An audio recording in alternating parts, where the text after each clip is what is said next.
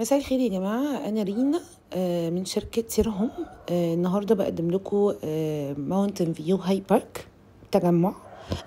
دلوقتي أنا هقدم لكم الأي فيلا دي معروضة للإيجار. بس لو أول مرة تشوف القناة ما تنساش سبسكرايب وتفعل زر الجرس عشان يوصلك كل جديد. مش بس كده، أي حد من صحابك قرايبك مقبل على الشراء أتمنى إنك تشير له الفيديو ده عشان هو يستفاد لو حضرتك هتستفاد منه.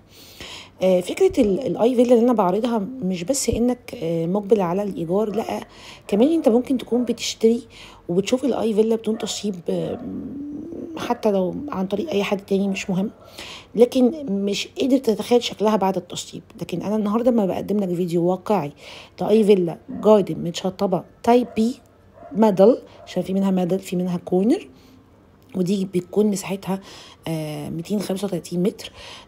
بتقدر ان انت يبقى عندك نظرة مستقبلية للاي فيلا بتاعتك لما ان شاء الله تشتريها يكون شكلها عامل ازاي. الاي فيلا بتكون مكونة من 3 غرف نوم، غرفة مربية بالحمام، ريسبشن، مطبخ، وطبعا هي بتكون دورين ارضي واول. هنشوفها حالا دلوقتي، خليكم معايا اوعوا تروحوا في اي حتة.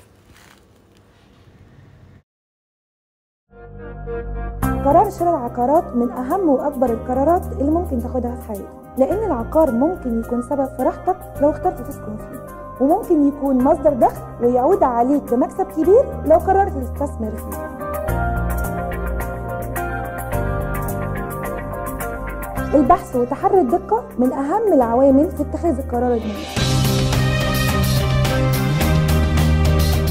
مجال العقارات بيحكموا حاجتين: بيع وشراء، بائع ومشتري. عالم العقارات مع رينا سليمان.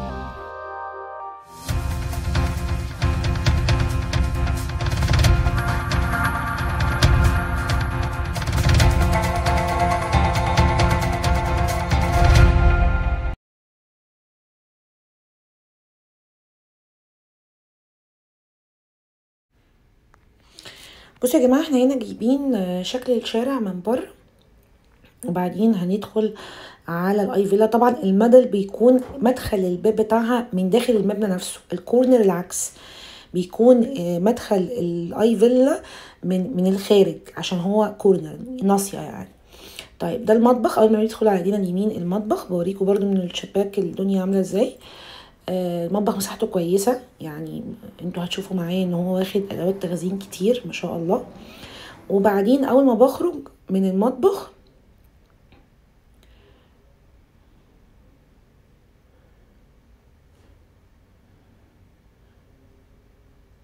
هيكون في وش الريسبشن، وهيكون على ايدي الشمال حمام الضيوف.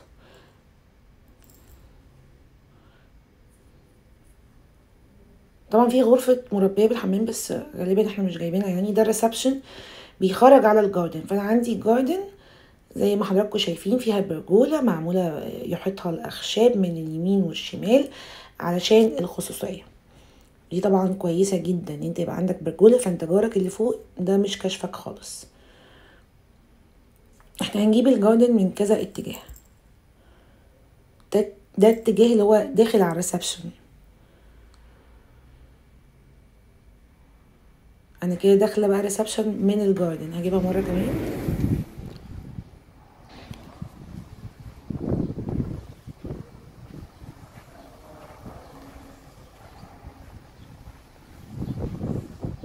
تمام.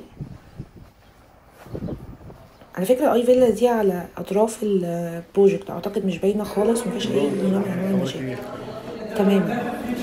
بالعكس انا شايفه خصوصيه فيها اكتر بكتير، لو حد لابس حجاب، حد قاعد براحته وهكذا. كده الريسبشن. اسفل السلم دايما بشوف ان هو ملوش استخدام اكتر من ان انا اعمله ستورج، اعمل شكل اخشاب حلو، واعتقد ان انا جبته في كذا فيديو قبل كده. شايفين البابين اللي جنب بعض دول؟ هو ده بقى غرفة المربية بالحمام.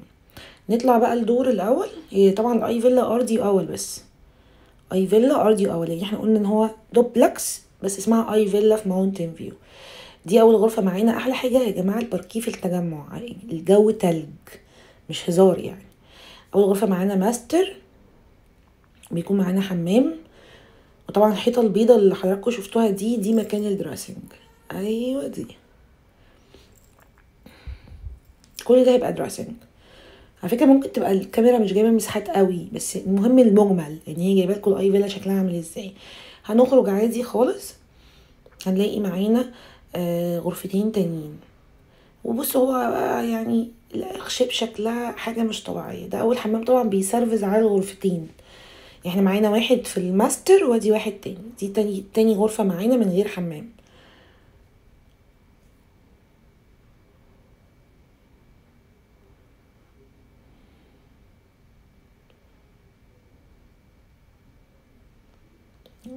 وفي كمان غرفه تالتة بس بقى للاسف يعني الجزئيه دي طلعت مش مظبوطه فما حبيتش ازعها. دي شكل ماونتن فيو، الالوان، شكل البالدنجز، اللاندسكيب. عشان بس في ناس بتقول لا اصلا مش ساكنه، لا اصلا بيبيعوا اي كلام. لا يا جماعه الكلام ده مش حقيقي، كل حاجه موجوده على الطبيعه.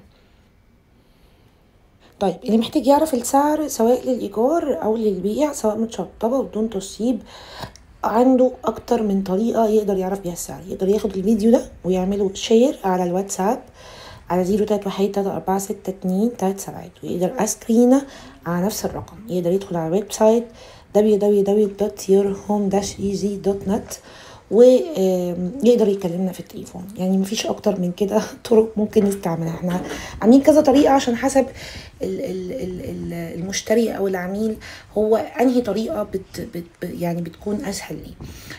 طيب انا سعيده جدا بكل الناس اللي بتتابعني، وشير بقى كتير كتير كتير كتير لو حضرتك استفدت من الفيديو. وان شاء الله اشوفكم قريب. رينا سليمان، شركه يرهم عقارات وبس. باي باي.